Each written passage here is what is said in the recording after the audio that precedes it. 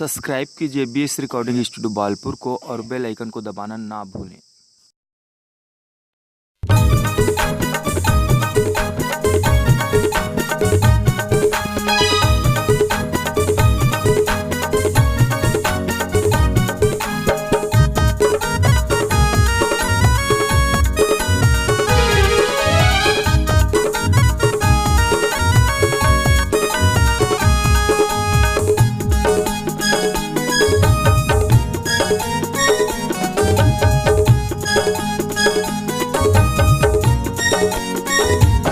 सतनामी राजा गुरु बालक दास, सतनामी के शान गुरु हमार।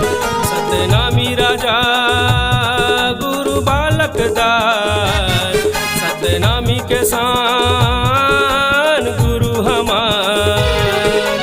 सूरवीर प्रतापी राजा,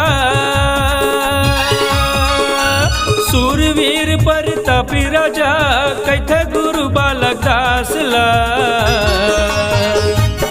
सतनामी राजा गुरु बालक दास, सतनामी के शान गुरु हमार।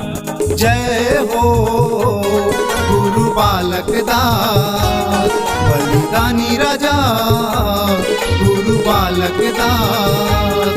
सतनाम सेना जिंदाबाद, सतनाम सेना जिंदाबाद।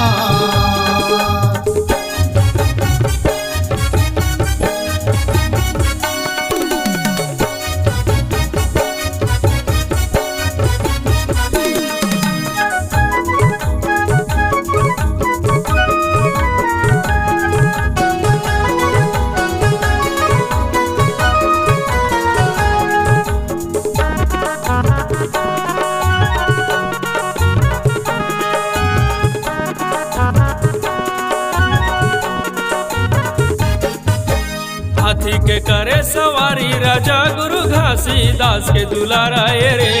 देश विदेश मारौटी ताने महन प्रतापी राजा रे।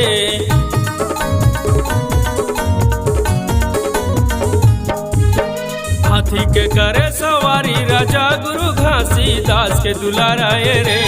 देश विदेश मारौटी ताने महन प्रतापी राजा रे। सफरदाई के राज दुलारा,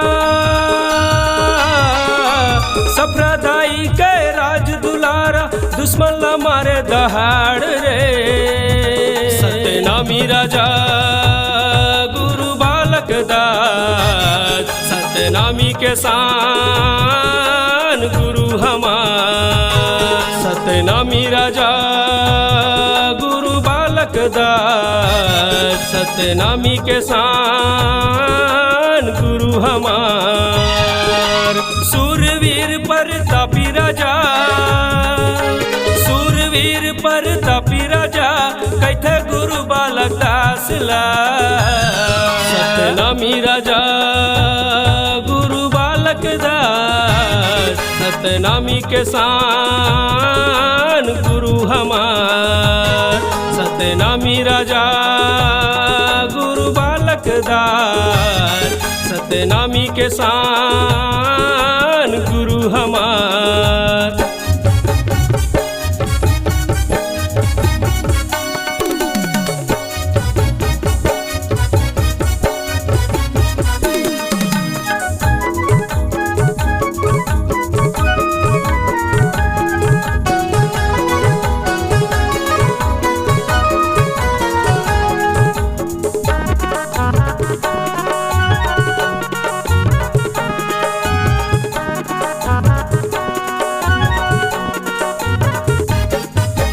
भाला बरछी तलवार धरे राजा गुरु के अलग पहचानिए रे। सादा जीवन उच्च विचार गुरु के अमृत बानिए रे।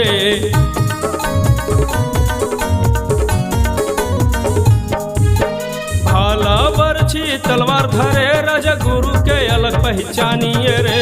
सादा जीवन उच्च विचार गुरु के अमृत बानिए रे।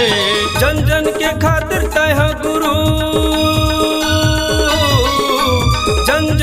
खातिर तहा गुरु दे दारे अपन बलिदान गा सतनामी राजा गुरु बालक दास सतनामी के शान गुरु हमार सतनामी राजा गुरु बालक दास सतनामी के शान गुरु हमार सूरवीर प्रतापी राजा सूरवीर प्रतापी राजा कैथे गुरु बालक दास ला सतनामी राजा गुरु बालक दास सतनामी के शान गुरु हमार सतनामी राजा गुरु बालक दास सतनामी के शान गुरु हमार